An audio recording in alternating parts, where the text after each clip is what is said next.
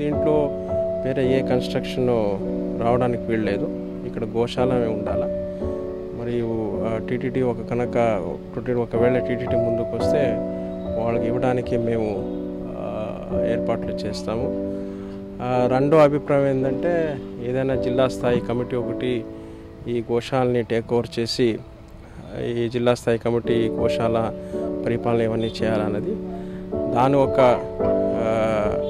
Possibility కూడా, దాని ఒక ఫీజిబిలిటీ కూడా చూడడం జరుగుతుంది. ఒక 2-3 రోజుల్లో దీని గురించి ఒక నిర్ణయానికి వచ్చి అందరికి చెప్పడం జరుగుతుంది.